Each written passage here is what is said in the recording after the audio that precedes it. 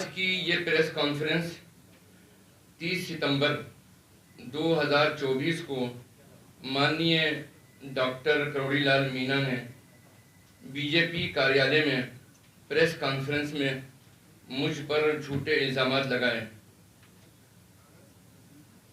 जो कि या तो बेबुनियाद हैं या कोर्ट मैटर से मुताल्लिक़ हैं। इसी के क्लैरिफिकेशन के लिए आज ये प्रेस कॉन्फ्रेंस आयोजित की गई है। चूँकि इल्ज़ाम जो लगाए गए हैं उनकी बाबत अलग अलग अदालतों में मुकदमात हैं, इसलिए उनका जवाब देना एडवोकेट के ज़रिए देना वाजिब होगा। इसमें हमारे लीगल एडवाइज़र मेरे बाएं हाथ को एडवोकेट M.A. खान साहब हैं और मेरे राइट में मोहम्मद फ़ारूक जिंदरान हैं और उनके राइट में अकबर ख़ान हैं। अब मैं एडवोकेट M.A. खान साहब से ये गुजारिश करूँगा कि वो इन इल्ज़ामात के बारे में सिलसिलेवार आपको जानकारी दें। करोड़ीलाल मीणा जी ने बीजेपी कार्यालय में प्रेस कॉन्फ्रेंस करके झूठे और वेग एलिगेशंस लगाए हैं, जिसका मैं पॉइंट वाइज हर एलिगेशन का जवाब आपको देना चाहता हूँ। पहला एलिगेशन तो उन्होंने ये लगाया कि वक्फ की जामिया हिदायत की प्रॉपर्टी फजलुर रहीम साहब बेच रहे हैं। ये इल्ज़ाम सरासर झूठा और बेबुनियाद है। जामिया हिदायत की वक्फ प्रॉपर्टी, जामिया हिदायत वक्फ सन 1972 में फजलुर रहीम के फादर ने क्रिएट किया था रजिस्टर्ड इंस्ट्रूमेंट के जरिए, जो कि सब रजिस्ट्रार जयपुर सिटी में 11/12/1972 को रजिस्टर कराया गया था, जिसमें वो खुद मुतवल्ली थे। उनके साथ उनके दो बेटे फजलुर रहीम और अताउर रहीम साहब मुतवल्ली थे। तब से फजलुर रहीम साहब उसके फाउंडर मुतवल्ली हैं। उसके बाद में मौलाना फजलुर रहीम साहब ने जामिया हिदायत के लिए मैक्सिमम प्रॉपर्टीज़ परचेज करी और उन सभी प्रॉपर्टीज़ का वक्फ बोर्ड में धारा 26 और धारा 37 में इंदराज करवाया। और इस वक्फ प्रॉपर्टीज़ को लेकर इनके भाई जियाउर रहीम, नदीम रहीम और रिजवान, फहद रहीम, शकील, ये फर्जी इकरारनामे करके प्रॉपर्टी की खरीद फरोख्त बाबत और इस पे ज़बरदस्ती कब्जा करना चाह रहे हैं, जिसको लेकर हमने FIR जयसिंहपुरा खोर थाना में इन सभी के खिलाफ दर्ज करा रखी है, जिसकी कॉपीज हमारे पास अवेलेबल हैं। आप लोग चाहेंगे तो हम आपको दे देंगे। बाकी फोल्डर में भी आपको प्रोवाइड की गई है। फजलुर रहीम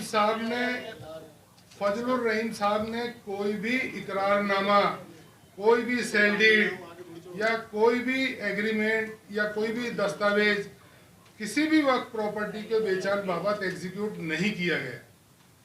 तो करोड़ीलाल जी मीणा का ये एलिगेशन बिल्कुल बेबुनियाद और अनफाउंडेड है कि इन्होंने वक्त की प्रॉपर्टी बेच दी।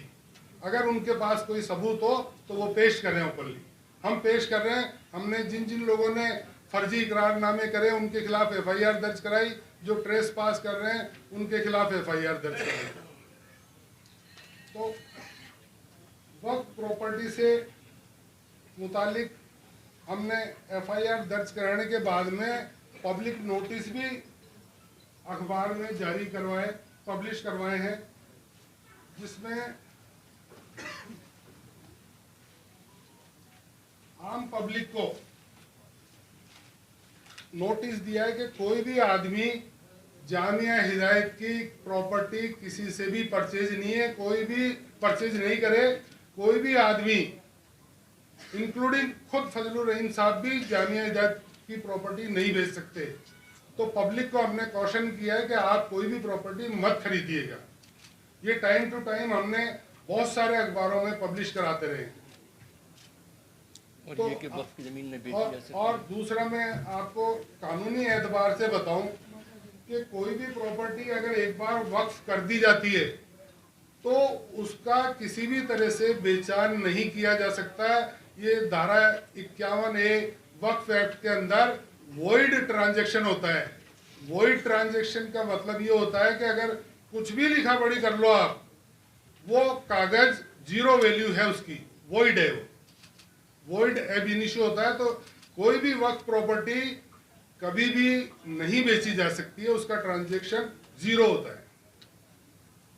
तो पहला एलिगेशन जो माननीय करोड़ी लाल जी मीणा ने लगाया कि वक्फ प्रॉपर्टी बेच रहे हैं, खुर्द-बुर्द कर रहे हैं, ट्रेस पास करा रहे हैं, ये टोटल बेबुनियाद है।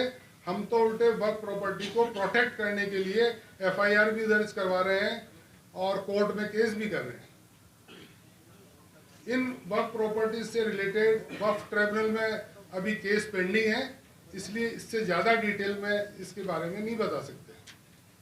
अब माननीय करोड़ी लाल जी मीणा ने दूसरा एलिगेशन ये लगाया कि 1400 बीघा मंदिर माफी की जमीन इन्होंने बेच दी। ये टोटल झूठा एलिगेशन है। मैं आपको बताऊं, मौलाना फजलुर रहीम साहब ने जामिया के लिए करीब 20-25 बीघा जमीन मानपुर सड़वा में परचेज की है। मानपुर सड़वा में जो जमीन है, आपको मालूम है एग्रीकल्चर लैंड का रिकॉर्ड जमाबंदी में होता है, गवर्नमेंट मेंटेन करती है उसको। जमाबंदी में जो रिकॉर्डेड खातेदार है, जमाबंदी में जो रिकॉर्डेड खातेदार है, उससे रजिस्टर्ड सेल डीड के जरिए इन्होंने 20-25 बीघा जमीन खरीदी है।